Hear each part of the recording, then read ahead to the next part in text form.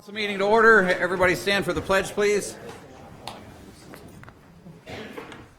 I pledge allegiance to the flag of the United States of America and to the republic for which it stands, one nation, under God, indivisible, with liberty and justice for all. Somebody take the roll. That's me, I guess. All right.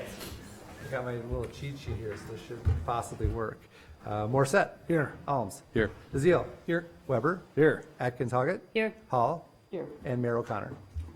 Here. All right, we'll start out with public hearings. We have a public hearing on the proposed 2020 operating budget. Opportunity for anybody to come in and comment, come up and comment on this. Is there anybody who would like to comment on the proposed operating budget? Anyone who would like to comment on the proposed operating budget? Anyone who would like to comment on the proposed operating budget? Move to close. Second. Got a motion and a second to close public hearing. All those in favor? Aye. Opposed? Motion's approved. Discussion possible action on ordinance 16-19, 2020 appropriation ordinance. Move to suspend the rules. Second. Motion and second to suspend the rules. Roll call. Give me 1 second. You have to suspend the rules just for the public hearing portion? Nope, this is the. This is the ordinance. One commented. We already closed the public hearing. Oh, I'm sorry, for the whole, okay, I thought you meant just A, sorry. Morissette. Yes. Alms. Yes. DeZiel. Yes. Weber. Yes. Atkins Hoggett. Yes. And Hall. Yes. Motion's approved. Move to adopt ordinance 16-19 appropriations ordinance. Second. Motion and second to adopt. Discussion. All those in favor? Aye. Opposed? Motion's approved. Public hearing on a zoning map amendment application for 2040 Maxwell Drive from B2 General Business to RM2 Multiple Family Residential and Comprehensive Plan Amendment from General Commercial to High Density Residential, Girard Development LLC. Again, it's a public hearing. It's an opportunity for anybody to comment on this. Is there anyone who would like to comment? Anyone like to comment? Anyone like to comment? Move to close the public hearing. Second. Motion and second to close the public hearing. All those in favor? Aye. Opposed? Motion's approved. Discussion and possible action on ordinance 17-19 rezoning for 2040 Maxwell Drive from B2 General Business to RM2 Multiple Family Residential and a comprehensive plan amendment from General Commercial to High Density Residential, Girard Development LLC. Thank you. Tonight, Girard Companies is requesting the rezoning to the high-density residential from the general business district. You'll note that the existing Phase 1 of the Maxwell has approximately 30% of the main level devoted to commercial tenants. They have found that at the end of that street, obviously there's quite a ways to get to it, that there's not been a whole lot of interest in those commercial spaces. So they went back to the drawing board and proposed to build the exact same building, just minus the commercial tenants on the main level. Plan Commission recommends approval.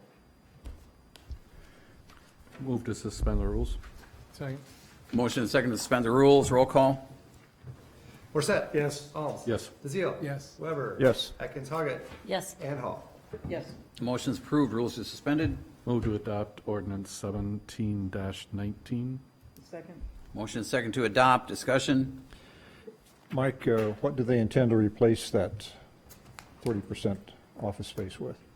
Common space and some of the parking, so how they arrange the parking in the main level, so you know how you can see how they go underneath that Right. current one, so it'll be a little bit more of the subterranean parking will be higher up, so the buildings will match in elevation. So they're not going to expand the number of tenants, or is? No. Okay, good. Anybody else? All those in favor? Aye. Opposed? Motion is approved. Thank you. Thanks, Mike. That part of the agenda for comments and suggestions from citizens that are present.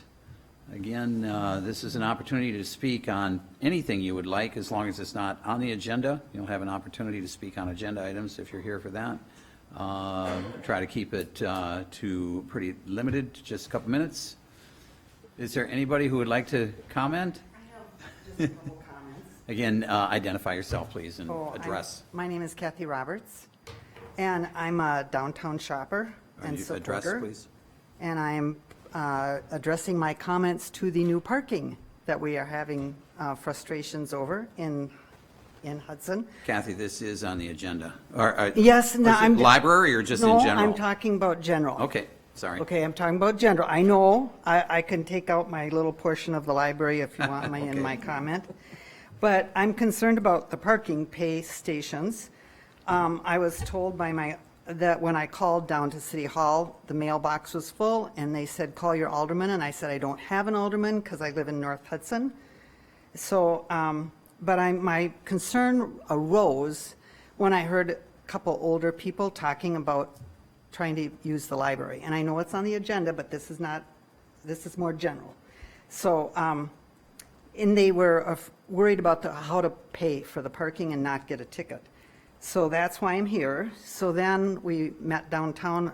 We had 4 family members or friends that came down, and one person tried to do the pay meter, and she couldn't figure it out, and then another person didn't know about it, and the next person thought it was dark and cold, and they didn't do it, so they just left it.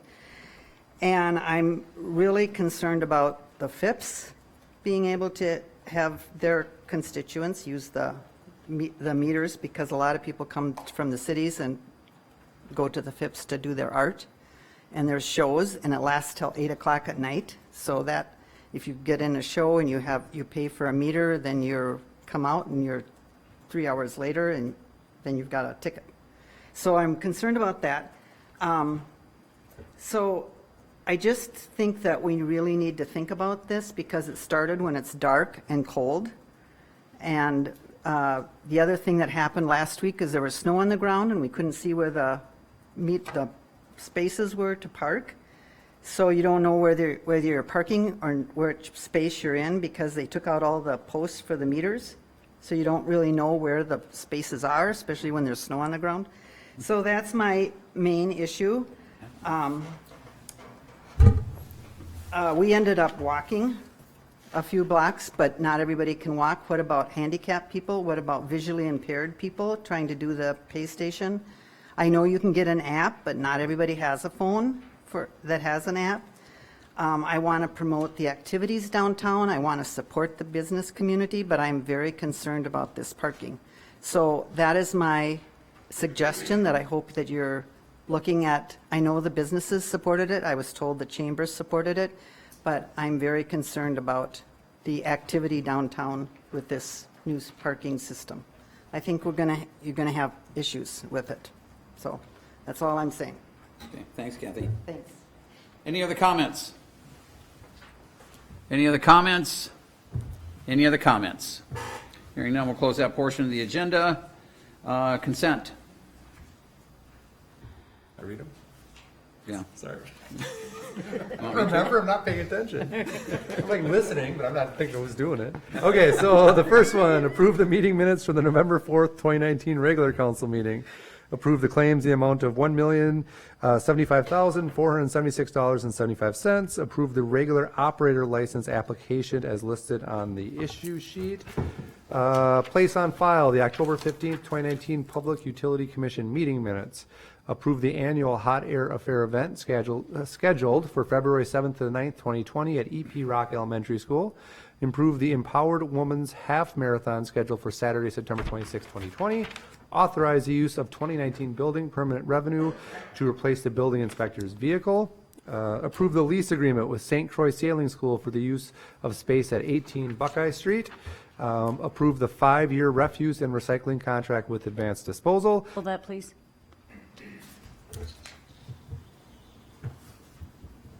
Approve the setting of a public hearing date for December 16th, 2019 for amendment to the Municipal Code, Chapter 255 zoning to include development information meetings.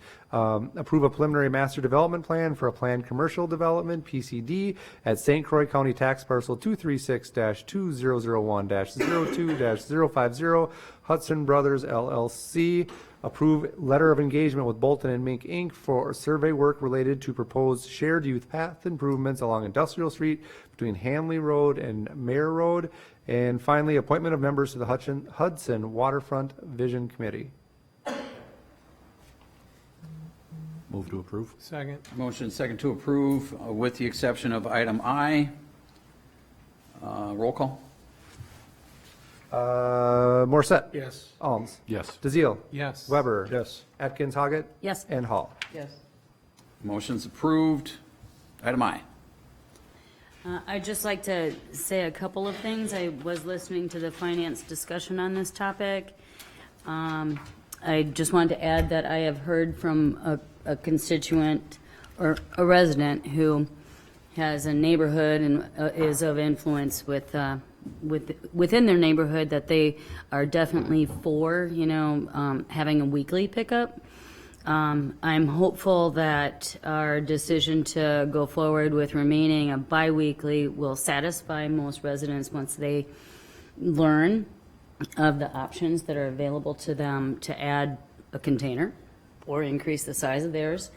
I just want to also say that while $3 a month may seem very insignificant to most of us, I know it does to me, but once you see your utility bill and then on top of that your disposal bill, which are both quarterly, not monthly, and both of them going up, say $10-15 per quarter, that people do get their feathers ruffled over that. So I'm all in favor of renewing the contract on a 5-year term with the biweekly, knowing that we can have some PR to make sure that our people are aware that they can change their, the size of their service, and that we as a city can change, to that weekly at any time that we want. So I want to thank them for coming here today and being present.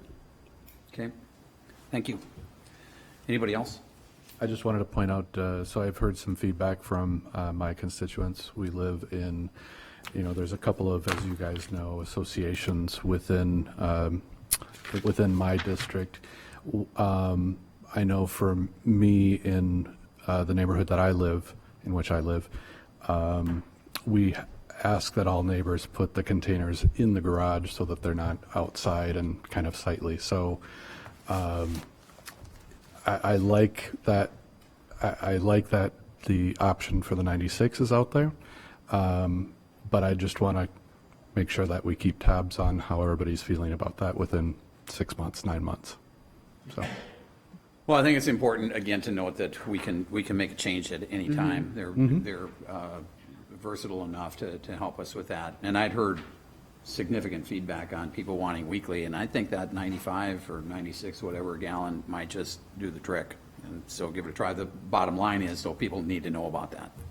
So I like the idea of weekly, so you don't need to remember, which is nice, but that's true. Be like some of my neighbors and just put them both out every week. I'd like to encourage us to make sure that on our website we have a FYI and all this great information out there so that people can click through and know what's recyclable, what's not recyclable, what their options are for container size. These are great things that I think that many of our people might not know. Yep. At the Public Works Committee, when we reviewed this and discussed the weekly versus biweekly, the opinion was that we have some word of mouth, but we don't have any real data that says, 10% of the people want it or 50% of the people want it or need it.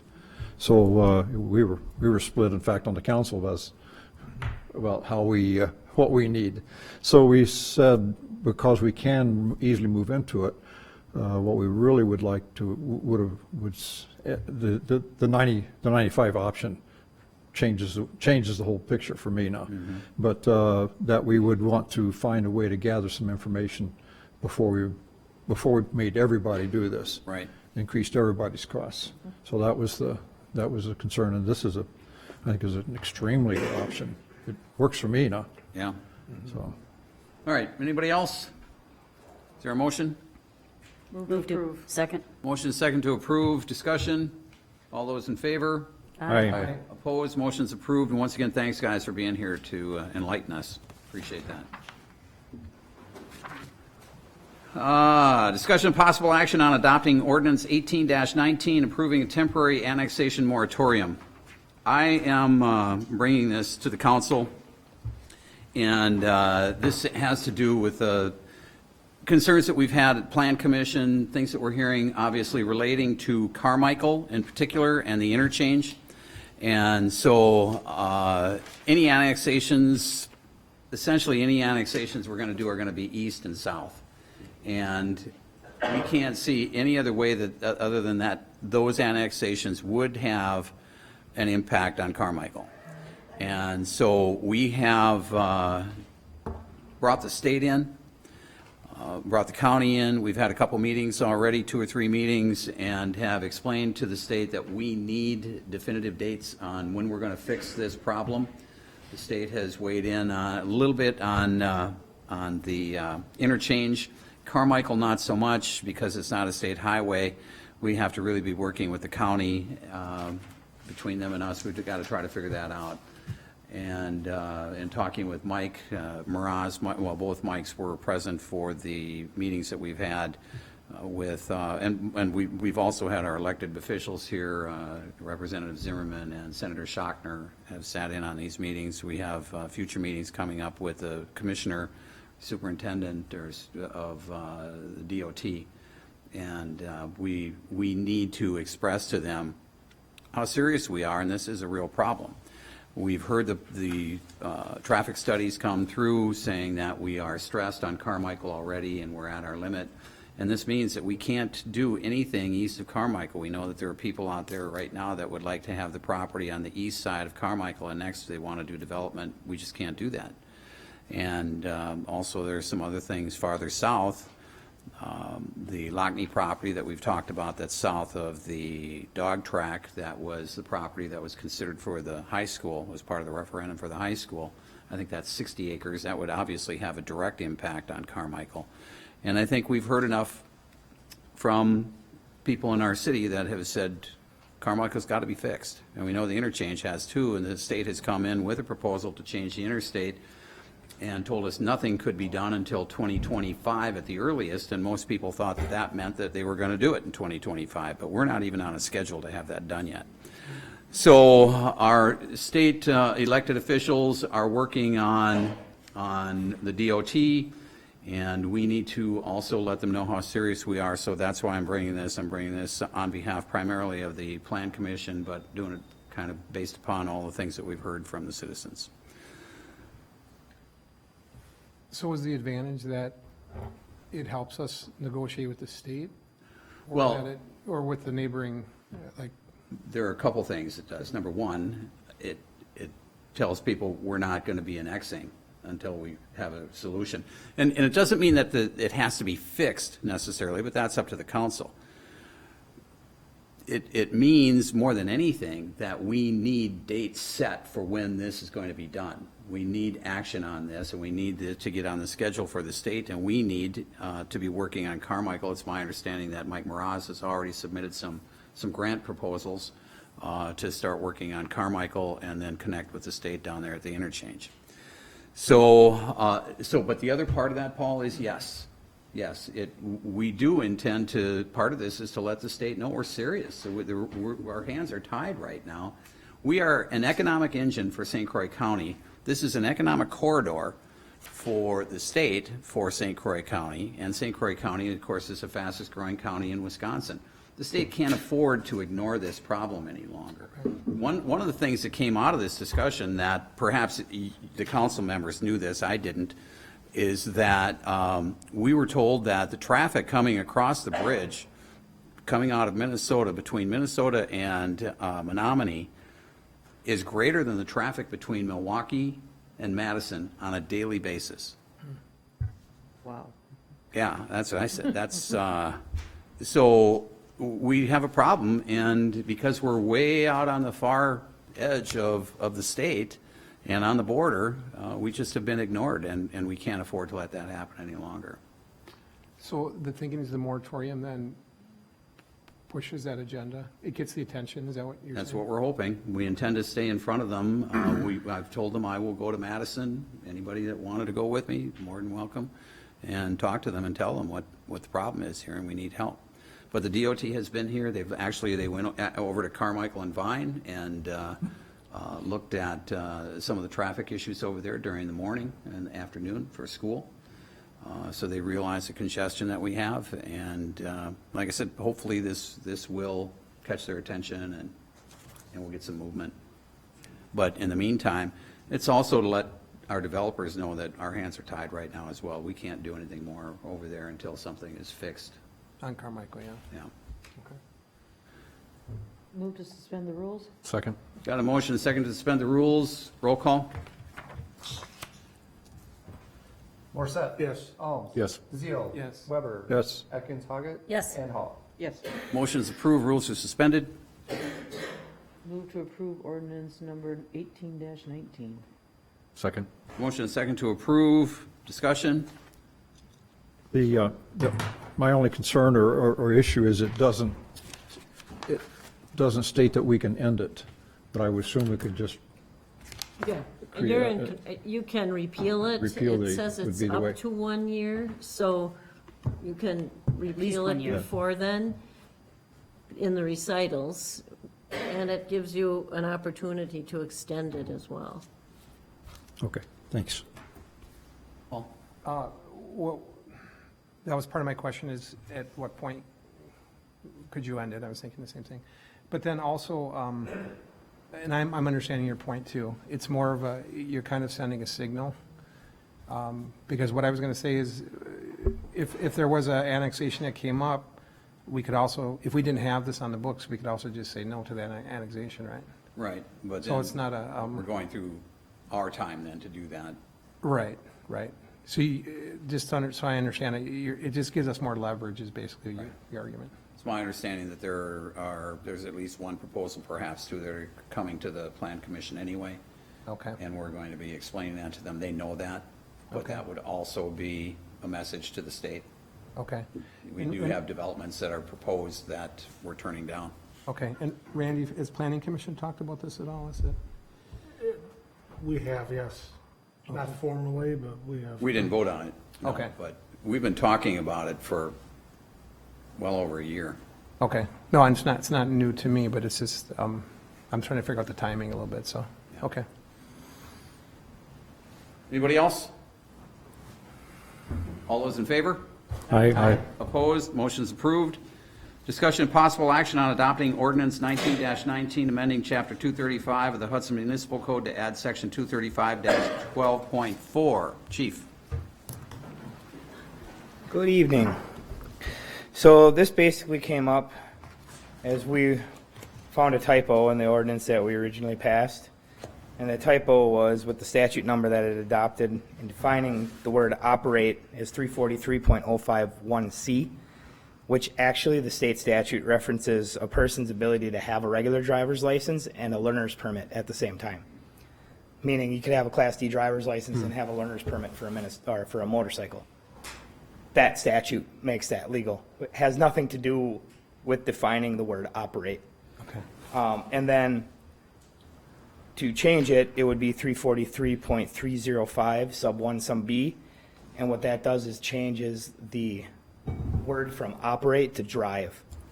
What that is operate means you're sitting in the vehicle and having the ability to physically manipulate the controls, right? So you don't have to actually be moving in the vehicle.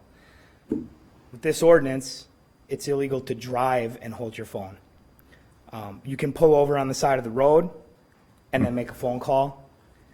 Technically, if it was operate, that would be illegal also. So we're also asking that we change the language in the ordinance from operate to drive. Okay. Move to suspend the rules. Second. Motion and second to suspend the rules. Roll call. Morset. Yes.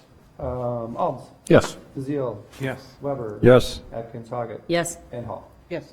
Motion's approved. Rules are suspended. Move to amend ordinance or adopt ordinance 19-19, amending 235 of our code. Second. Motion and second to approve. Discussion. I just think it makes a lot of sense, because especially in the wintertime, if you're trying to encourage people not to be on their phones while driving, they're gonna have to pull over and text or call or do it, you know. Yep, or So- sitting on the side of the road before you Exactly. leave for work or anything, right? Exactly, so I think that makes a lot of sense, a lot of common sense, so. Okay, anybody else? When will this be effective? Upon publication, Yeah. Okay. adoption and publication. Anybody else? All those in favor? Aye. Opposed? Motion's approved. Thanks, Chief. Discussion and possible action on approving Resolution 22-19, authorizing deposit and withdrawal of city monies.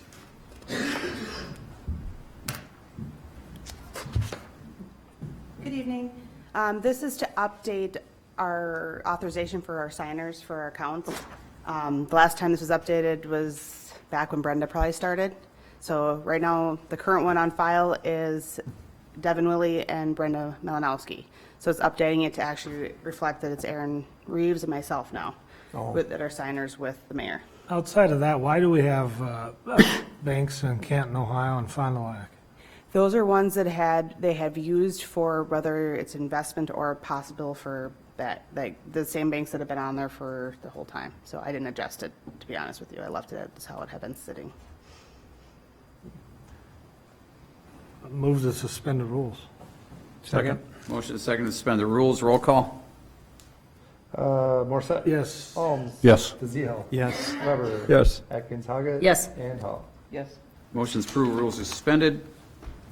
Move to adopt resolution 2319, Second. 22, I think. 2219, excuse me. We have a motion and a second. Discussion. All those in favor? Aye. Opposed? Motion's approved. Thanks, Allison. Discussion and possible action on approving Resolution 23-19, authorizing these, excuse me, I just get a chuckle out of this. You're pretty busy over here. Most work I've had so far. Discussion and possible action on approving Resolution 23-19, authorizing the establishment of an off-street bike trail on Industrial Street from Mayor Road to Hanley Road. All right, so this is in conjunction with what we had spoken about at Finance. In order to utilize grant funding administered through the state requires the local municipality to pass a resolution supporting an off-street bike trail. So it's more of a formality than anything than during the submission of the grant. Move to suspend the rules? Second. Motion second to suspend. Roll call. Morset? Yes. Holmes? Yes. DeZiel? Yes. Weber? Yes. Atkins, Hoggett? Yes. And Hall. Motion's approved. Rules are suspended. Move to adopt resolution 23-19? Second. Motion is second to approve. Any discussion? So just so folks know who might be watching at home, this is, the long-term idea is also to make this kind of connect the puzzle pieces Correct. and This make is- it all the way down to the, Yep. to the elementary school. It's a missing link in the chain that was identified in the St. Croix County Bike and Ped Master Plan, and we're just slowly picking away at portions of the chain when opportunities arise. Fantastic. Yep. And then also from finance, the county, there's grants available from the county, if I understood that right? Yep, I will be applying for the LRIP grant, which is due on Friday. So I'm in the process of putting that together as we speak, and it'll be submitted as part of that grant opportunity. Yep. Awesome, thank you. Yep. Anybody else? All those in favor? Aye. Opposed? Motion's approved. Thanks, Mike. Discussion possible action on library parking. This was requested at last meeting just to talk about how we're handling it. So basically, it will be free parking for library patrons. There'll be an iPad at the front desk. We actually have, I think signage might be ordered. I don't know if it's up yet, but there'll be signage in the parking lot stating basically that if you're a library patron, please go inside to register your vehicle. So what happens is they just go inside, give them their license plate number, they plug it into the app, and we have what's basically a validation code that we use, so that way they get free parking. And that code changes every day, so it's not something that, I guess technically could be abused or anything like that. But, so people come in, they just give their license plate number, and what the signs will say that, bring your license plate number inside, and then they're able to park in the lot with no charge. So that's how we're gonna plan on doing it. I don't know if it's fully up and running yet, but we should be getting close with that, so. So they'd be able to come and go in one day? Right, come back and just re-register again when you come back again. I think the goal is to make sure that they're coming in and actually using the library. So that's why we want them to come into the front desk, have to give their license plate number, those sort of things. So, Okay. Yep. So is it going to be for an hour? No, it's the, I don't know, I think it's the full 3 hours when they register with it, yes. Yep, it's the full time. Let's max it out every time. And this is for the parking lot only? Correct. So if you're a patron and you park on street, you're still paying the rate? Right. Is that correct? For the on-street. The signage within the lot, can anybody park there, or do you have to be a library patron? We don't have it where it's only library patrons. We just say that if you're a library patron, you must bring your license plate number inside to be validated to park. Everyone else would have to pay at the outside pay station to use that lot. So here's my question about it, and I love that we're working toward free parking at the library, because that's really important. But let's say, and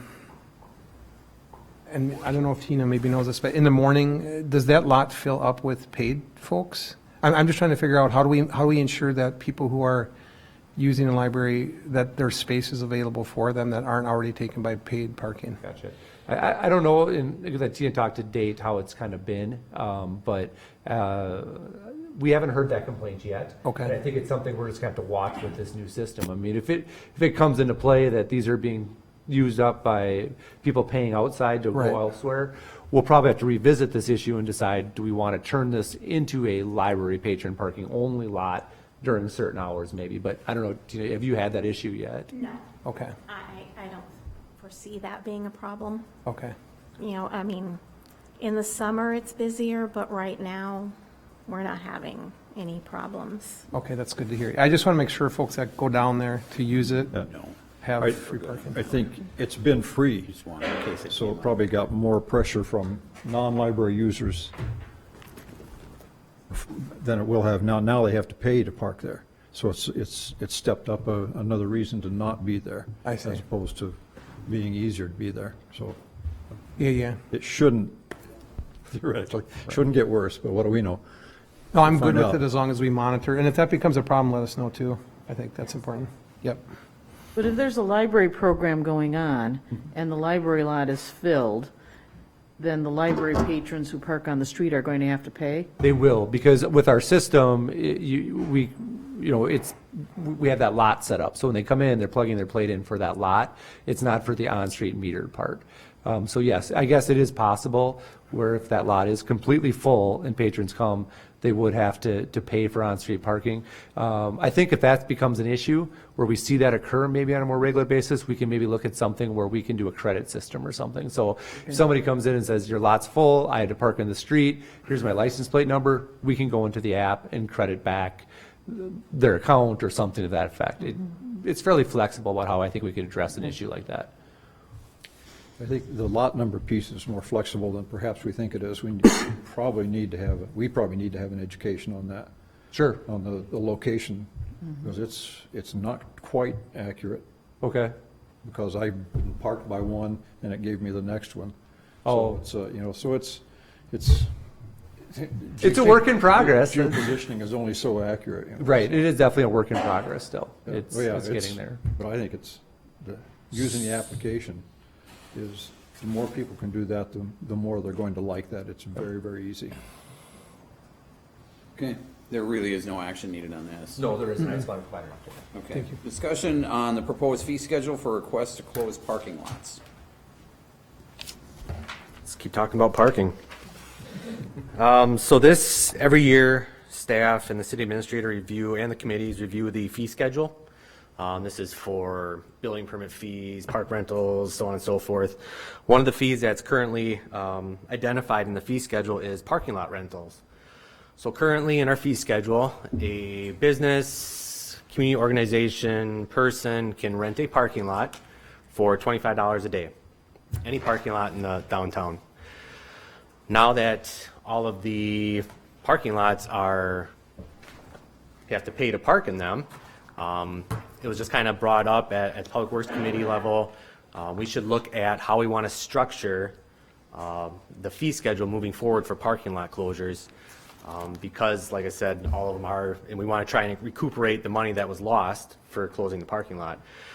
So I came up with just a simple formula. I basically counted the number of stalls on each parking lot, times 50 cents an hour, and got an hourly rate.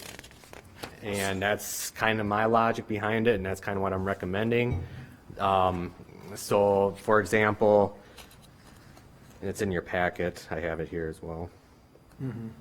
I believe the bathhouse, 102 spaces, $50 an hour. North lot, 63 spaces, $32 an hour, ballpark.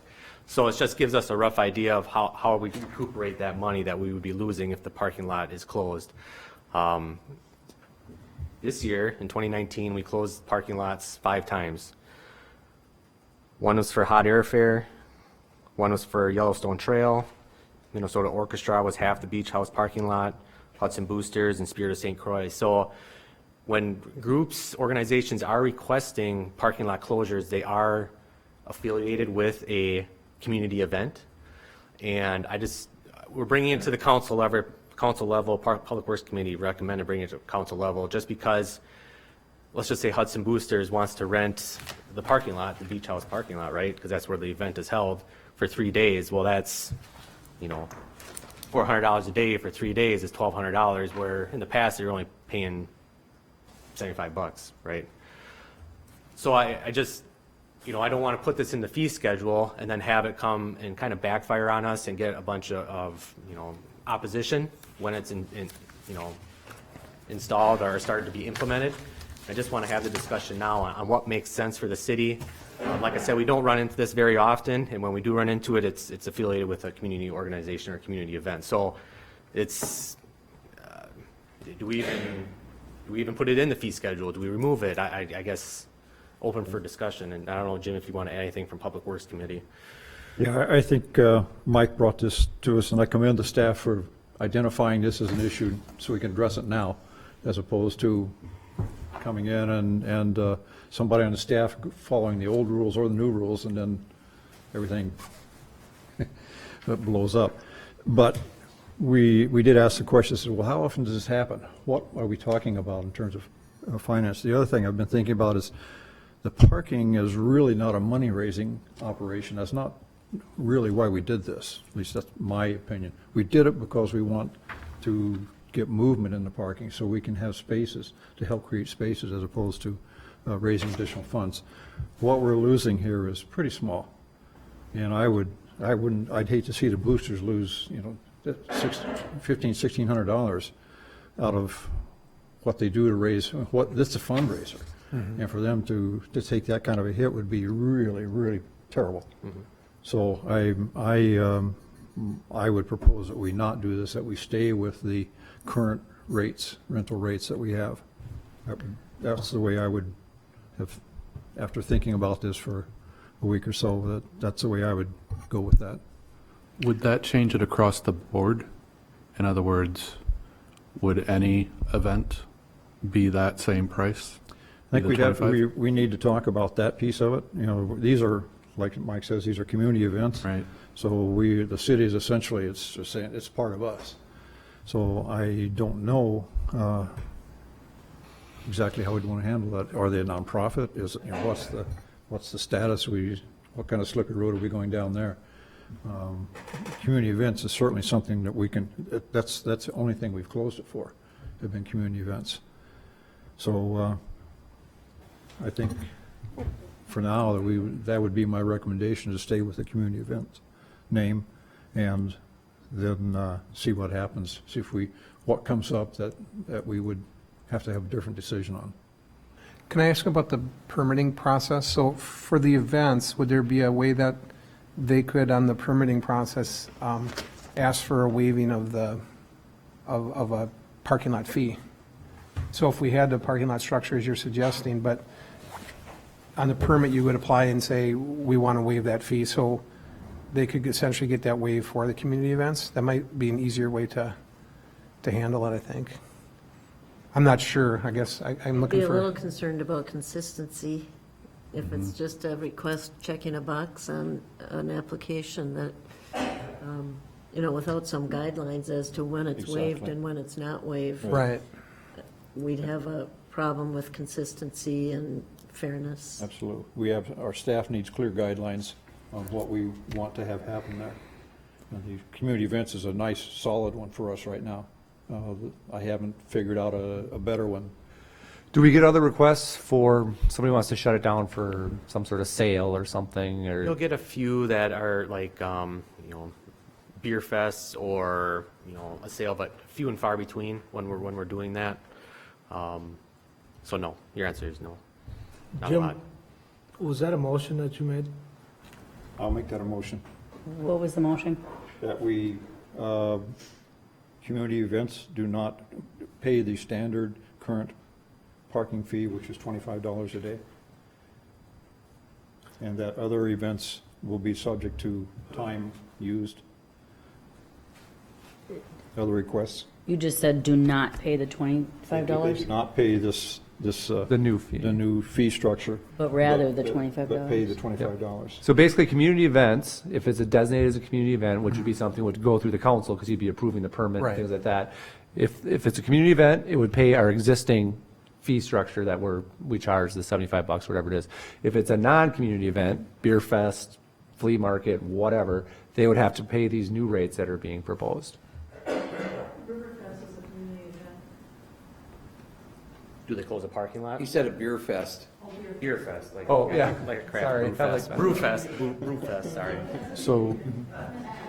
So we are adjusting the fee schedule within your motion, or? That's what I'm confused about That would too. be my motion, yeah.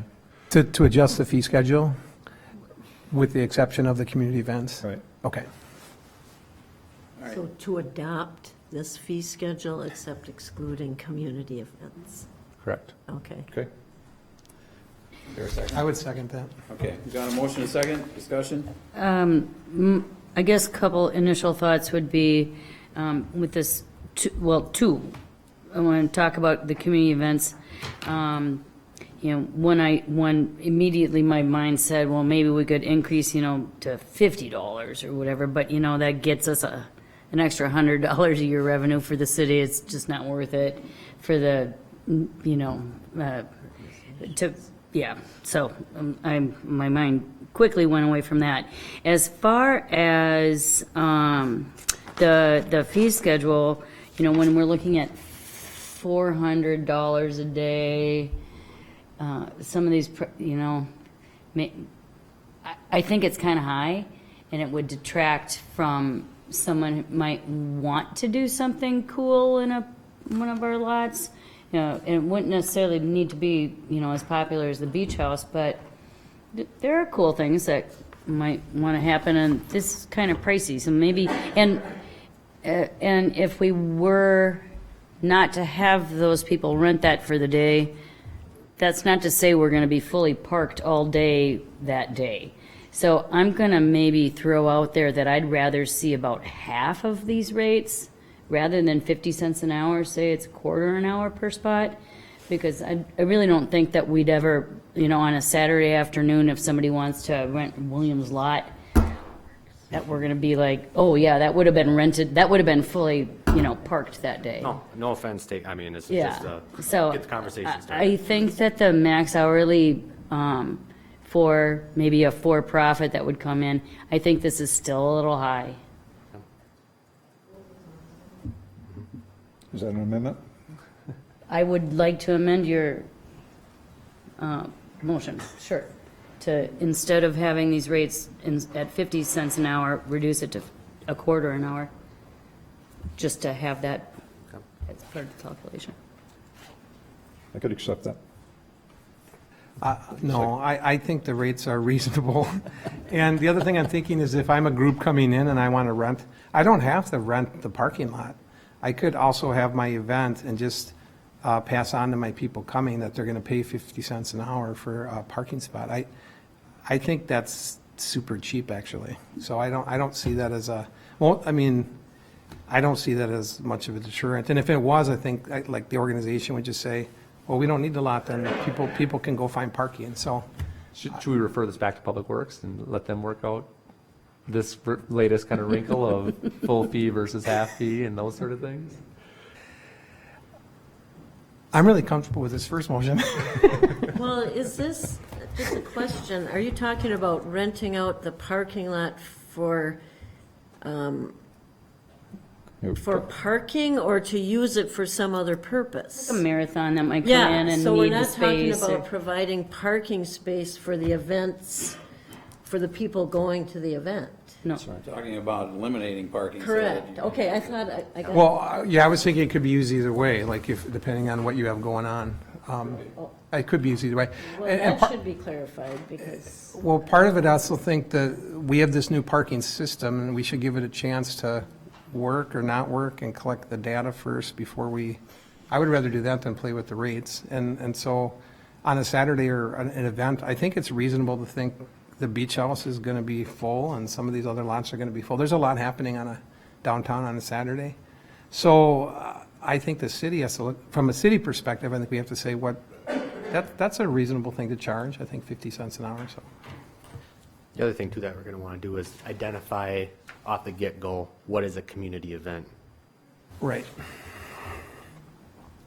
And another thing that I think we should probably identify and look at is what is the process of approving that? You know, as, This is sounding like it should go back to Okay. committee. That's fine. Yeah. All right, everybody good with that? Do we need a motion for that? move to take this back to Public Works. I got a motion on the table, Oh, but. Withdraw You're right. the motion? Okay, motion's withdrawn. Move to refer this back to Public Works. Okay. Second. Motion second to refer this back to Public Works. All those in favor? Aye. Aye. Opposed, motion's approved. Discussion on the dedication of green space at Anderson Park to construct 6 permanent pickleball courts. So the Hudson Pickleball Association, yes, there is a Hudson Pickleball Association, came to the park board with a recommendation, or a request to utilize some vacant space up in Anderson Park to permanently construct 6 pickleball courts. And they gave a great presentation. They're about almost 300 members strong now, and I think how many people played this year total? Like, we had over probably 2,000 player days. Where Yeah. players were there. Yeah. So, I mean, it's a growing activity. For those of you who don't know what pickleball is, it's kind of like modified tennis where you play over a net with a wooden racket and a wiffle ball. Great sport from anybody that can run, 6 years old all the way up to 96 years old. So they came to Park Board with a proposal to utilize some empty space. And Park Board, it is in the outdoor recreation plan that pickleball courts be added to that facility. The one hurdle was funding, and they were able to acquire some private donations to kind of kickstart the project. In order for them to kind of go full-fledged and do a capital campaign to raise the remaining funds, they just want to have kind of the authority or the designation that spot is going to be held for them to construct the pickleball courts. So in your packet, there is just a brief kind of layout of where they would approximately be located. And like I said, just looking for council approval to designate that area for a permanent pickleball facility. 2 questions. Yep. Did Paul Anderson sign off on it as okay with that? Yep. Yes. And was there also, wasn't there going to be a pickleball court somewhere in the new development? We were looking at constructing pickleball courts in St. Croix Meadows development. The timeline isn't matching up, or the space that's going to be made available doesn't match what the group is looking for. And so because of those 2 reasons, they kind of looked for alternative options, and this was one that came up. Paul is actually providing money for this. isn't he? Yeah, yeah. He's matching up to Yeah. like 150,000. As the constituent up there, I've heard a lot about the parking issue up there. Yep. If we put more courts up there, we're going to have more parking issues. Yes, yep. That's So a that, big concern. yep, so as part of in your packet, we will be addressing the parking issue because I've gotten those same calls and same emails that you have, Randy, and we will be doing some diagonal off-street parking off of River Ridge Road. You know what I'm saying? Kind of on the west side of the park. Taking parkland because the road is not, Right, we'll be Wide enough. we'll be going into the park like 20 feet. We'll be putting down just a, gravel base, a 2-inch mat of asphalt for some off-street diagonal parking there. 22 to 24 cars is kind of the estimated that we can get the cars off the street into the park. And it's basically just a drainage swale, so we're not really taking up valuable green space there to kind of help alleviate some of the congestion that we've been hearing. have you heard it from the residents up there? I mean, have they contacted you? Have they seen this? Has notice gone out? Nope, I have not sent any notice to the adjoining I think that's going to have properties. to be a part of the process up there. Okay. Yep, I can certainly do that. I'm not objecting to it at all, but we need to address the issue, which is parking. Yep, no, I totally agree with you. Yep. Because it is congested up there, right? I mean, there's not a lot, the road is narrow and there's not a lot of space to park, and people are parking half in the park, half on the road, and it just gets to be kind of a nightmare. So we are very aware of that, and we will be addressing that. Is there a motion? I would make the motion to approve. Is there a second? I'll second. Motion second to approve. Further discussion? There really needs to be information out. You're just trying to guarantee these spots for them at the time, this time, or are you actually looking that this is going to be constructed? They want to pursue and construct it next summer already. I just think we need to send more information out to the public that live up there, Okay? and how we address the parking is a big issue. Okay. So you're not wanting to approve this tonight? Not a final plan, I don't think, unless we see a final plan, needs to come back here. To address those parking issues, those residents have a right to know what's going on. Yeah. Well, Outside of the whole pickleball association, Oh, yeah, I that's agree. their neighborhood. Yep. I figured because right now, like I said, the players are parking half on the road, half in the park, right? By putting all the cars into the park and actually taking them off the road, I thought that would be a good step moving But forward. there's a lot, you're saying how many, 300, 600 people, 2,000 people playing? We're not addressing those possible issues that the residents might have because they haven't seen this. There was one resident, Randy, who came to the Park board. park board, and talked really favorably about pickleball and about, There is, but the concern is parking, Paul. no, I get Heard that. from I'm, quite a I'm, few of them up there. okay. Are you just looking for me to send a letter out and contact me with notice if they approve it, or how? I would like to see this just as a preliminary approval conditional, and then go to final development and then vote on it then, after the residents have a chance to see it. I'm not understanding. So we've got a motion on the floor right now. I'm not understanding what you're asking for, Randy. I want it to slow down. That I got, but as far procedurally, I what think are you this looking just for? needs to be the concept development approval, and then get us a final development plan after public input, and addressing the parking issues that are up there, that this will cause. Do you want to table this? Do you want to send it back to the committee? Yeah. I would just Which one? do a preliminary approval contingent on staff providing a full-scale build-out design concept. Truly, with public involvement. And we can do a construction drawing showing the actual dimensions of the court, where they sit in the park. I the get parking that. lot. We'll hold a public meeting. What are we going to do right now? I think it's too premature to approve. So we've got a motion and a second on the floor. So here's my reading on it, and I appreciate what you're saying. I do. I think the residents need to be informed. My take on it is pickleball, folks, you can help me. You've been working on this for 3 to 5 years? How long? 3 years, For 3 years. 3.5. And they've been really patient, and they've been trying to work different angles. And they took it to parks, and we love the idea. And they're offering to put their skin in the game. They're raising all the money for this. This isn't anything the city's paying for.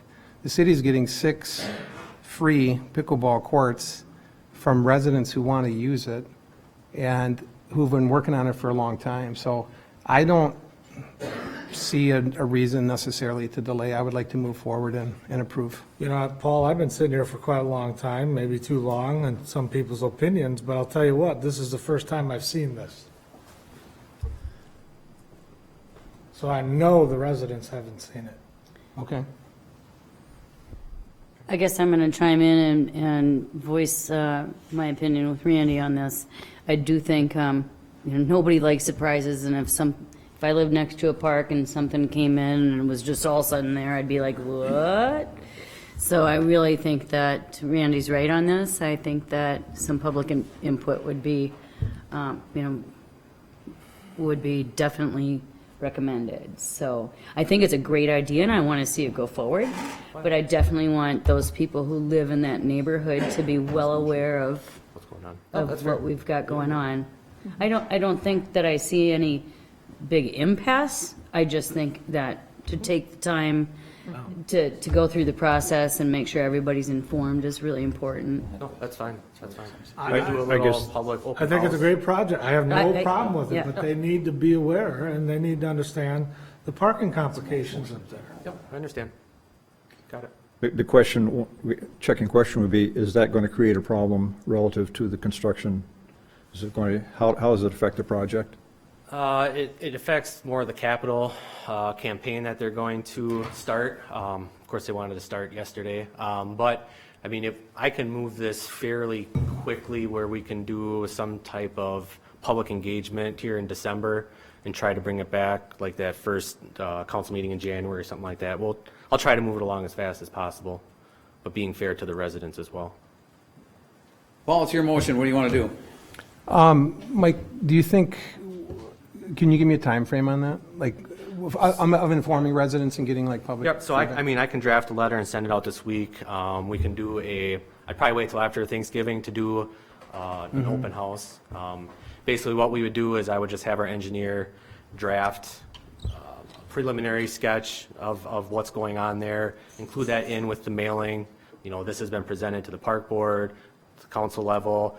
This is what the proposal is, addition of off-street parking, so on and so forth.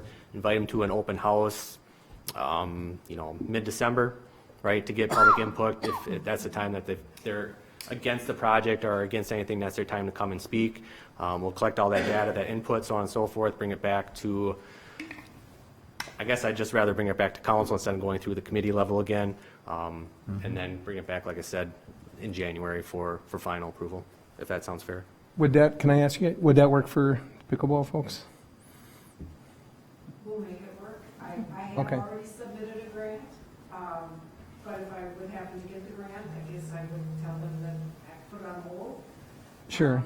But you know what, we've waited so long, we will make it work. I know Don Buckles, who lives up there, has talked with the neighbors around him. I'm not quite sure how many. So some of the neighbors do know, but we'll make it work. We want these badly enough that we'll Okay. make it work. I appreciate your patience. I'll send letters to River Ridge Road, Montcroy, kind of that whole neighborhood area to get everybody included. Yeah, and Randy, I appreciate your point. We really need to do work on community engagement on changes like this. I would withdraw the motion at this point. Okay, motion's withdrawn, and we'll just place this on the future agenda. Fair enough. Thank you. Thanks, Mike. Yep. Discussion possible action on denying the operator license application submitted by Ingrid Swenson. Chief? Do you want me to go through it all again? We all I hear? think everybody heard it, right? Anybody got any questions for?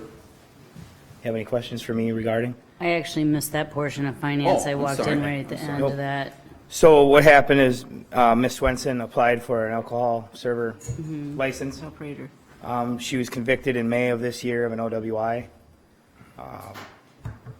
And because of that time frame since the conviction, and alcohol serving having specific rules, as well as when you're operating motor vehicles with alcohol, right, the recommendation was to deny the license based on the close time frame of the conviction that it happened.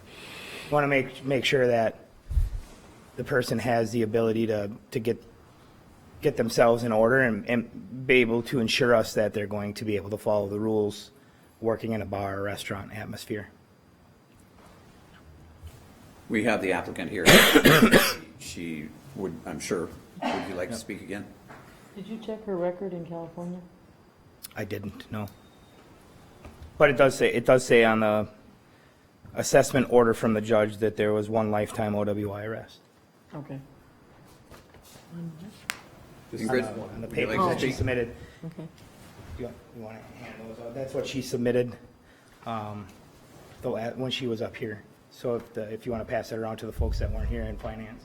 Basically, the paperwork just says that she's completed the requirements because of the conviction. So she has stated that she has her license back and it's not conditional or anything like that. So that's what those documents show. Except the victim's panel. Correct. She has to do a victims panel still, but because of timing, she had stated that that'll be done in January. Ingrid, have you had any subsequent issues since March 23rd, 2018? No. And I was just at the tail end when you were talking about when I came in, so I'm sorry that I missed that during the finance committee, but Joyce had asked you some questions about, your duties and what it means to you to, If someone would come in and do a sting on us, and I don't have an operator's license, from what I understand in the city of Hudson, we wouldn't be in compliance. So, because I'm a senior manager in the building, they like me to do a lot of the closes because I know how to close down a building correctly, and I won't be able to do that because I can't be in the building by myself if I'm closing the building and not have an operator's license. how long have you been employed at this location? A year and a half. And it's been good for you? Mm-hmm. Yeah. And you've been managing other restaurants? For almost most of 20 your career? years. Mm-hmm. Southern California and also Las Vegas. And there were other run-ins besides this March 23rd in No. the past? Never. This is kind of the once, It was one a big-time weird mistake? fluke. Yep. I flew up here. In fact, I got the ticket the day that I landed, just a few hours later. And I hadn't been here in 35 years, so a lot of excitement, a lot of too much. And Yeah. I made the decision my girlfriend was driving the car and she put us in the ditch. Oh, okay. I called Geico because I just well, they'll come pull me out. I stayed with the car. I didn't know she had any prior DUIs, and I didn't really realize that she was that intoxicated or even intoxicated because I hadn't seen her do any drinking. And she ran away. Like she disappeared from the car and went to a relative's house down the road. And here I sat thinking, okay, I've done the right thing. I'm with my rent-a-car. I'm not just going to leave it on the road.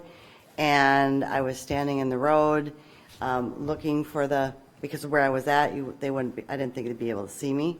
And here comes Jerry's, and then right behind them was the sheriff. And I was like, okay, what's going on here? But because my keys were in the car and I was not, I got charged. All right. So, Thank you. We have a motion? I know of several people who have had one OWI where they realize they've made a mistake and they have not repeated that behavior. This is pretty recent, but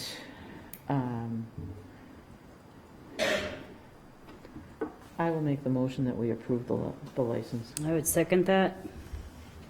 We have a motion and a second to approve the license. Discussion? My input on the discussion is, March 23rd, 2018 was quite some time ago. I realized the conviction was just in May.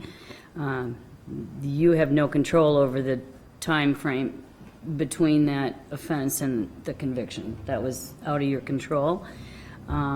This is your livelihood, and we've all made grave errors. And I guess I just feel like she deserves a chance to prove that nothing's going to happen going forward, and that give this woman a second chance. Anybody else? I don't know if this is this is kind of a question for you, Kathy. I don't know if it's an appropriate question. March 23rd, 2018 is when the incident happened. May 6th is the conviction.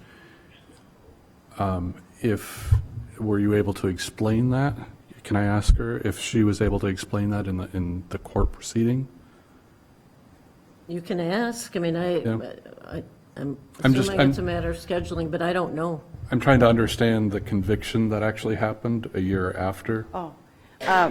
So I was fighting it because I wasn't driving, and I was going to keep proceeding, but then I had to have 3 major colon surgeries in May, and I wasn't going to be able to afford to keep retaining a lawyer, and then also have my surgery when I'm on disability, 60% of my pay.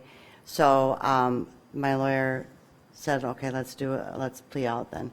Because I mean, I was out of work for almost 4.5 months. So we pled out. Okay, thank you. Kathy, can I ask a question to you? Is there something legal about the conviction within 1 year of the application?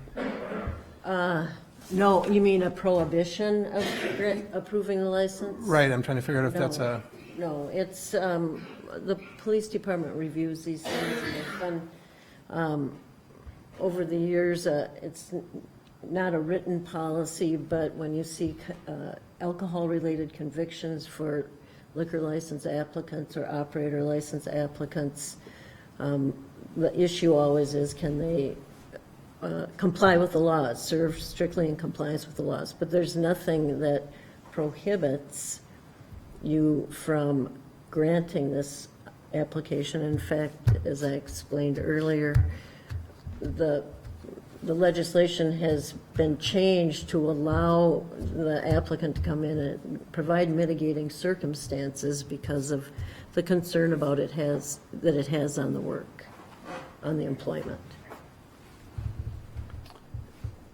okay. I have one question, Chief. Could I?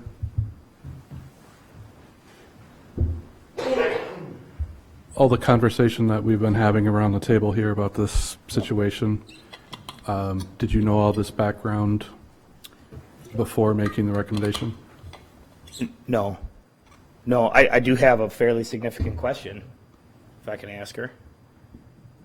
Did you happen to tell the deputy that you weren't driving and, Yes. and who your friend was and possibly where she went at the time? In fact, he was making fun of me, like looking underneath the car and saying, well, where'd she go, Ingrid? And I go, I'm telling you, she was here and she went down the road, said she was going to get help. She never came back. No, I was not aware of that. I was aware of most of what she talked about because of the second application process, but I wasn't familiar with the case or any of the details with it. But, and the other half of this too is that we make recommendations based on, basically, there is a conviction. These other circumstances, we individually, especially as a chief, doesn't want to have to, that's the role of the council. That's why legislation was changed, that's why this process is here, is that we make recommendations on, as staff, basically based on a conviction occurred, it's directly related to the license that's being applied for. Now, these other mitigating circumstances, yes, they may exist, but that's not our role, the chief's role, staff's role, to kind of weigh that into that. That's what the council's for, and that's why we have this process.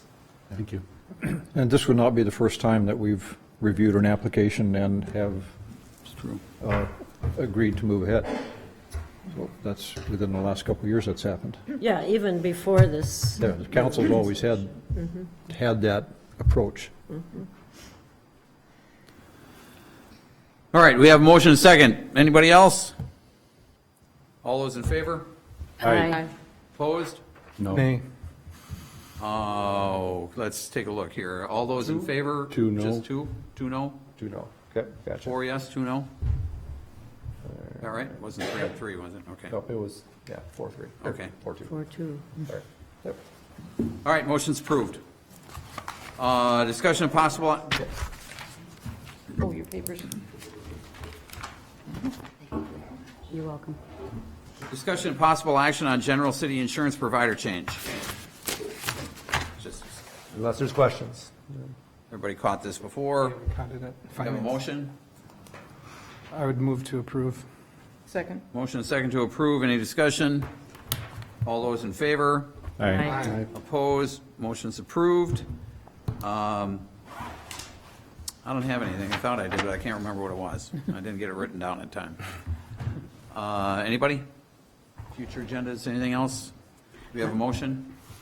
I would just like to let everyone know that sadly, I'm not going to be at the next meeting. I have a scheduling conflict. It was my oversight, but I won't be able to be present. Okay. Thank you. Move to adjourn? Second? Motion second to adjourn. All those in favor? Aye. Opposed? Motion approved. We stand adjourned. Thanks, everybody.